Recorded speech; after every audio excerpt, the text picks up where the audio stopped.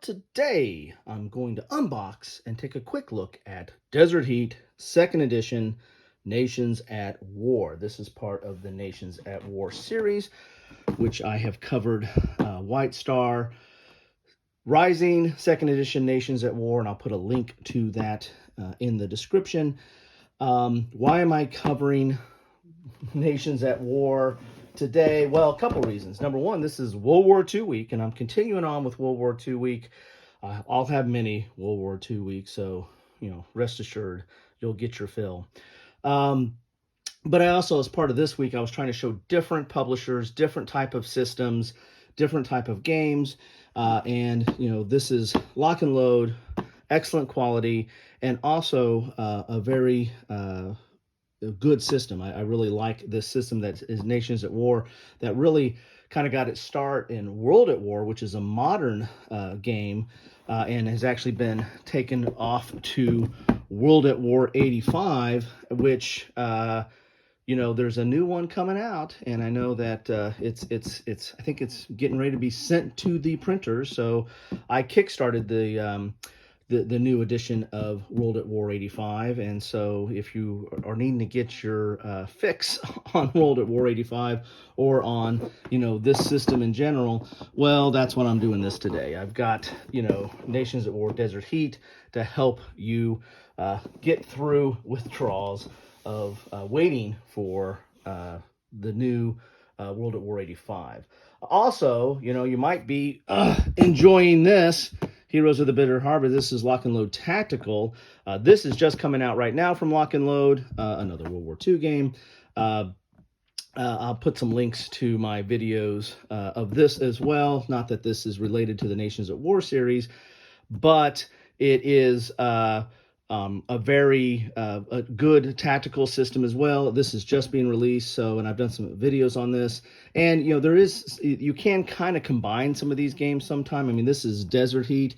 There is a World War II Platoon-Level game in the Nations at War series, and you could play those battles and then go down to the tactical level on these. So this is Lock and Load Day on my final day of World War II week. Boy, that's a lot. Let's look at what we get in the back of the box here. As you can see, this is 2nd edition. They did some upgrades on this. Nations at War and World at War originally were chit pull type systems where you pull a chit, and that's how you do your activations. One of the changes they made is they went to cards. I mean, not a real huge change there. You've got to you create a deck of cards with the different activations, as opposed to putting chits in a cup. Let's see, what else do you have here? I mean, they updated the graphics a little bit, and probably some of the maps and the scenarios. I don't know all the different things that they did. I know that the chit pull is probably one of the bigger things that you're going to see in here. So this is dealing with North Africa. The White Star Rising was Western Front Europe, and then there is there's an Eastern Front, and then this is North Africa. I'm not sure pretty sure they have not gone to the next logical theater would probably be the Pacific. I don't know if they have any plans for that at all. Also, a lot of their games are supported on digital as well, if you want to check that out. I'm not as much of a digital type person. I like the tactile feel of the games themselves. So here we go. Let's get into this and see what we have inside the box. It turned into a lock and load day. But I will say that Lock and Load was kind enough to send me the Heroes of the Bitter Harvest, but in the expansions, again, I'll put links to all that down below. But this one is again similar system as their World at War, Nations at War, and the World of War 85. Anyway, nice box there, typical Lock and Load quality. You're gonna get your rules. Ooh, they're sealed. That's kind of cool. So so this is going to be an unbagging of an unboxing, or unboxing of an unbagging, and all kinds of good stuff here. Well, that's kind of cool. Some nice, easily pull out there, and there's going to be some player aids in here as well. So right there, that's going to be something that sits on the board. It's single-sided, good quality player aid. You got your turn track. You're going to have some boxes here for casualties, some fate points, and available discarded type stuff there. So that's kind of cool. You get your rules reference. So I mean, basically, I mean the World at War, well, I should say the Nations at War, it's World War II, is not that complicated, but this is a nice little handy reference here for specific rules, and they also have the reference number as well. It's kind of nice, and it's dual, it's thick paper or cardboard, and you know, double-sided and a twofold.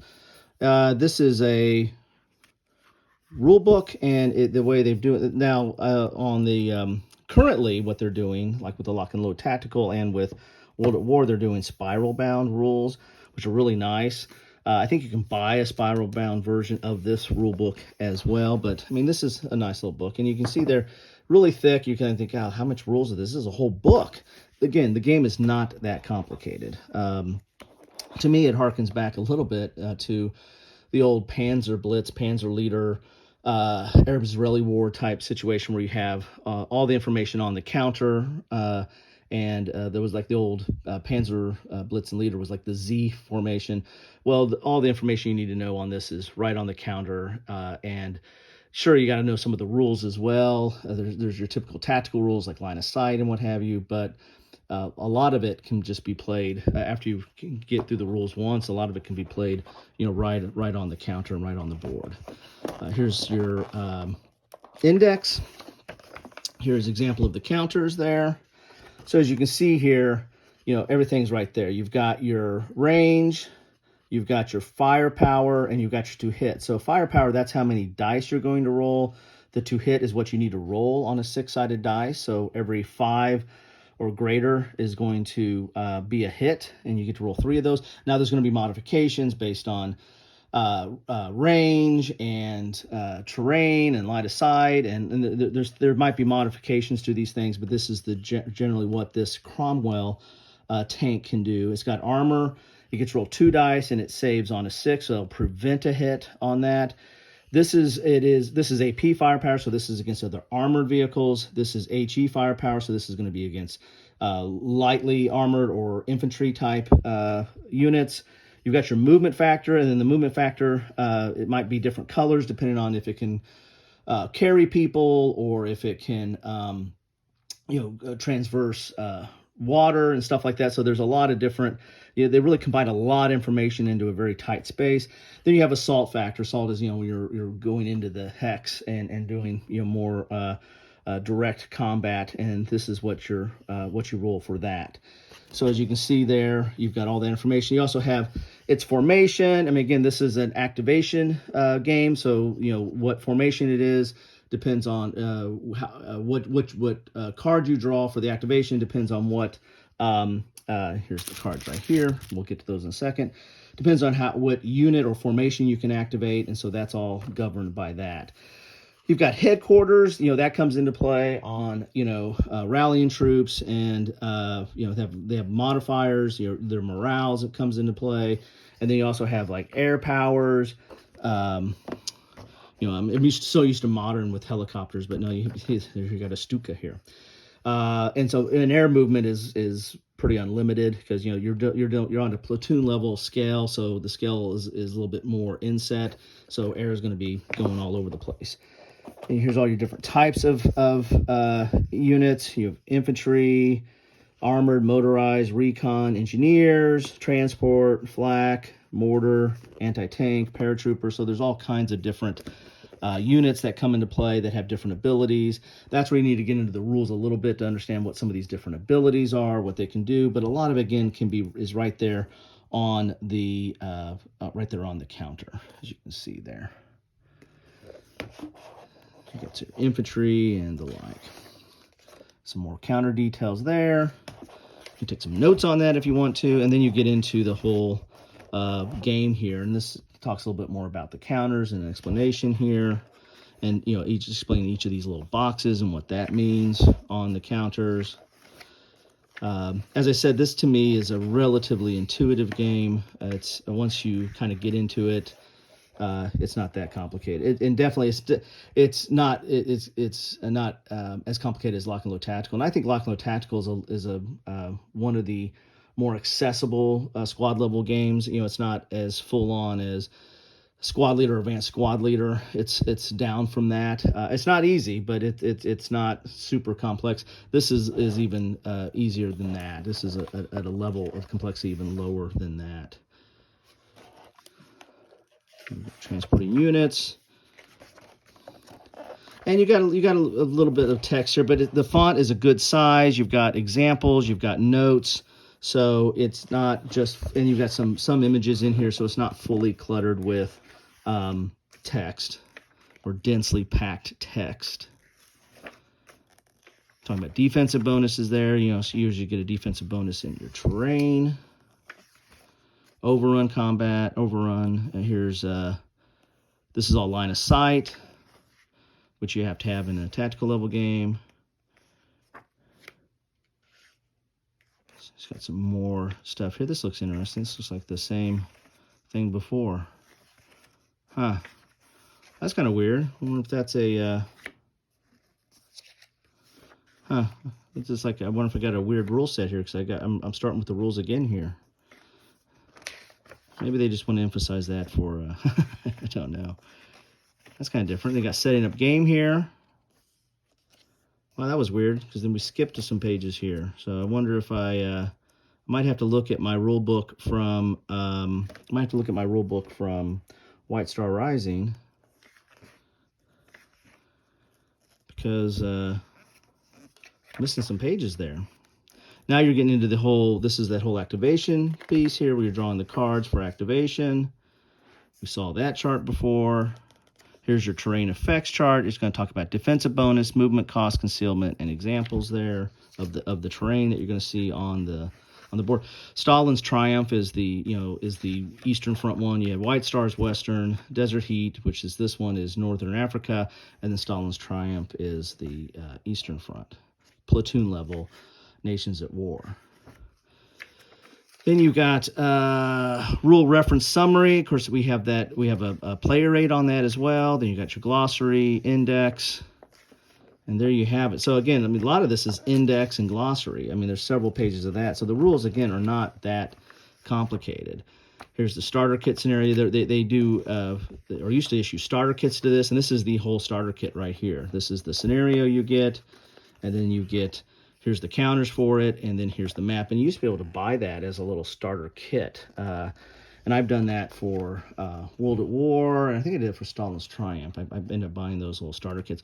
It's a nice little way to introduce yourself to the game. I mean, you get a map, you get the counters. The counters are mounted. They're really nice. When you buy the kit, or you can make them out of here, and then you can play a few scenarios and see if you like the system and try it out. Then you can always combine it back into the whole game. So I got to check on the rules thing here, because we're missing. It's kind of weird. Haven't seen that before with a lock and load. That missing pages 35 to 50. 35 to 50. So anyway, I'll deal with that later. Got some dice here, a white and a yellow. And we got another bag to unbag here.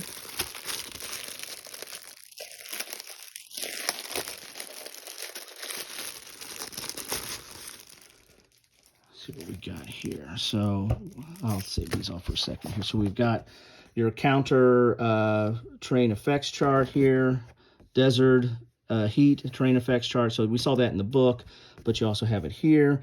So this is going to be the terrain that's unique to Northern Africa or desert heat. And you got a name of it, defensive bonus, movement cost, concealment, and then examples.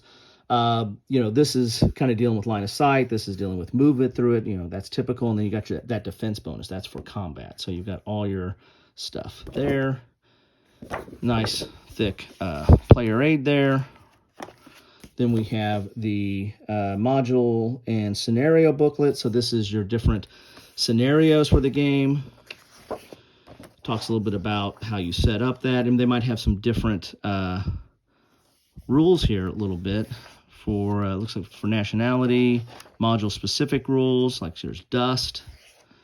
And then you got the modules, which is going to be a little bit of a blurb of the context, what your setup is for the Commonwealth and for the Axis, the scenario-specific rules, what map you're going to play, what's the length, and victory conditions. And this might, is going to vary over each scenario. It might be a lot more information or a lot more rules. Here's a walkthrough of this. So this is like a tutorial for the first one. Here's your next scenario. A lot more units here involved, a lot more victory conditions and some special rules even, and then what maps you use and how you lay them out. So that's what you're going to have in here. Is just several scenarios throughout here. So quite a bit of replayability. Not only do you have several scenarios to play, but you can replay those scenarios over time, and plus you can make up your own. And this game is not that hard to just throw some counters on a map and have at it, right? It's kind of fun. These are the activation cards. This is, again, the big switch over from chit pull to card pull or card draw is in this game. And so this is the formation that you would draw, and then so when you draw this card from the deck, then you get to activate that formation. It also has some information on here that's dealing with the headquarters, what's morale and the like, just so you have that matched up, so you have it on the card instead of hunting for the headquarters counter on the board somewhere. So this is all your different activations here. So decent quality cards here. They're actually decent. They're nice. They're not too thin, and good quality there. There's a Stuka. So when you draw that, you get to activate your Stuka. There's a P40. So all kinds of. Then you got the designated formation that might be in special scenarios. To pull that out. Then you got end of turn.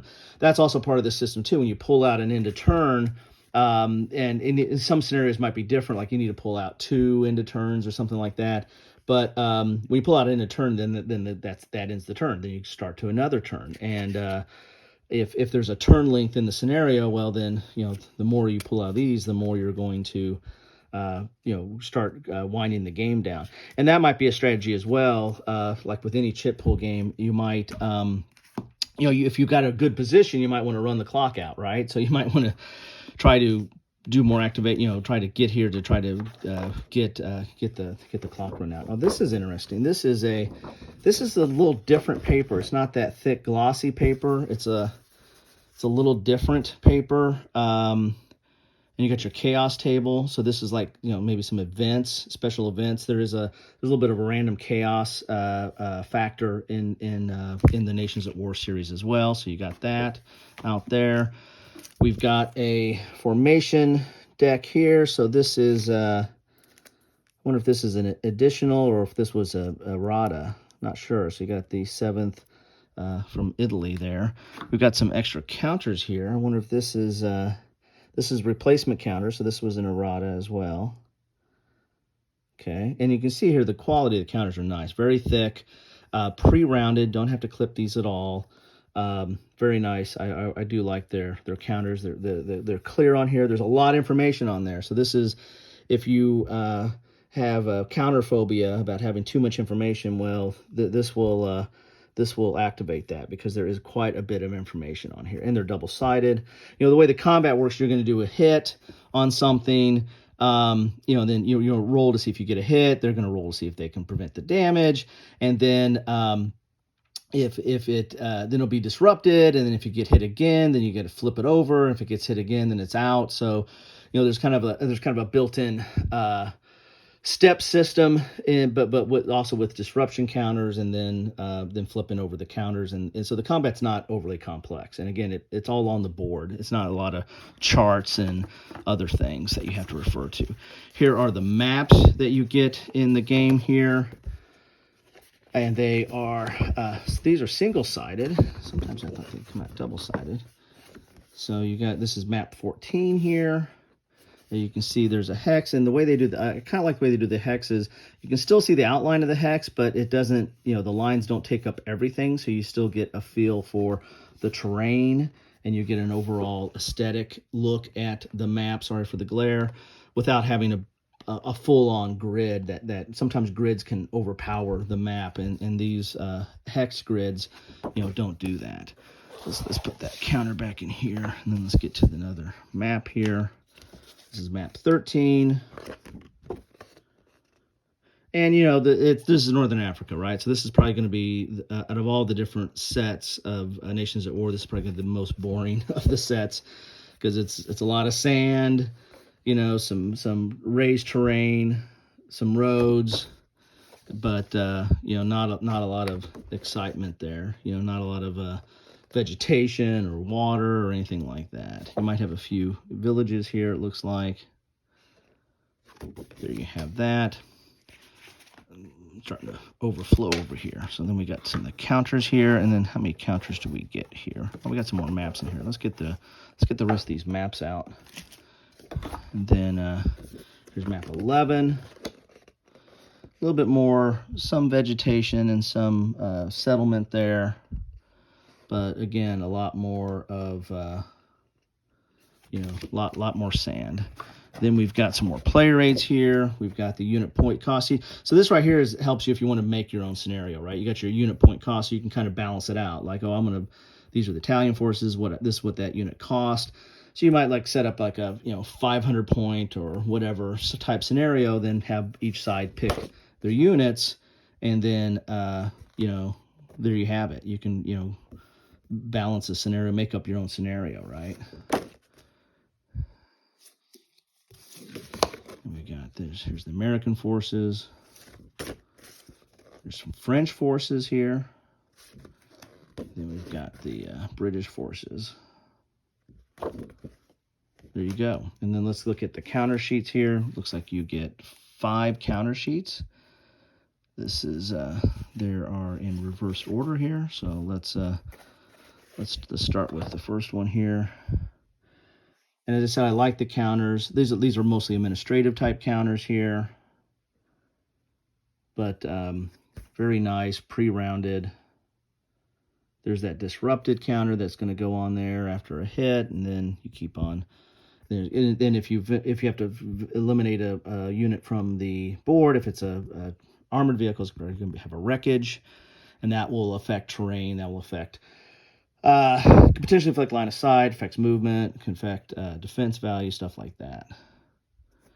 So you got that one there. Let's do this one. This is number 3. They're all kind of out of order here. Who packed this thing? All right, here's number 2 here. Some more administrative type stuff. Then we get into some, these might be French here. Then we got some American forces here. And you have these counters here. I mean, I guess you could do a chit pull if you still wanted to do it, I guess. That's how it was in the past. You put these these kind of counters, and that was your activation counter. So I guess you could do that if you want to. You got some leaders here.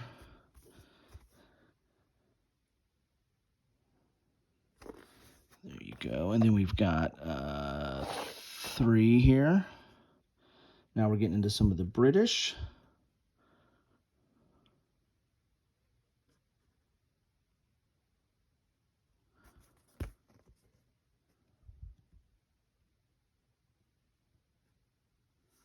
Okay. Then we have, is this the Italians or the Germans? It's Germans. Different color for the Germans.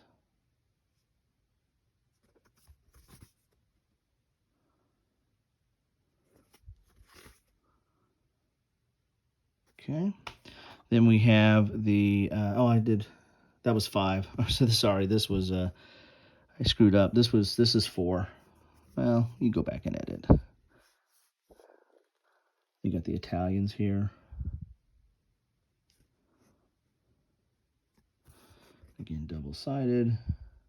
So there you have it. So that is everything that you get in a box of Desert Heat. Quite a bit there. A lot of counters, a lot of player aids. I mean, this is, for building your own scenarios here. You've got plenty of maps. You know, I mean, Northern Africa is, you know, you need a ton of different types of terrain. Got some more replacement counters. We've got your activation cards here. Another chaos sheet, rule book, or scenario book, rule book, more player aids, cards, dice, and there you have it. That is Desert Heat. So, I like this system. I think it's very easy to get into and play at a platoon level.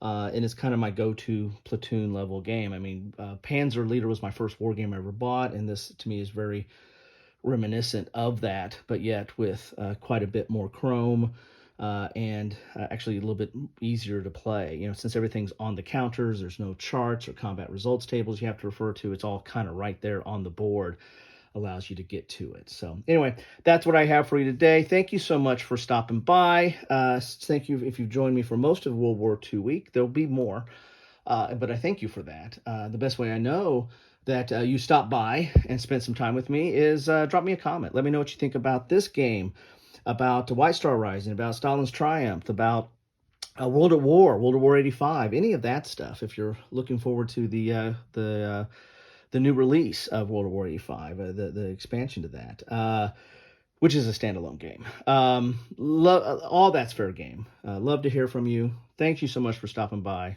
Have a good one.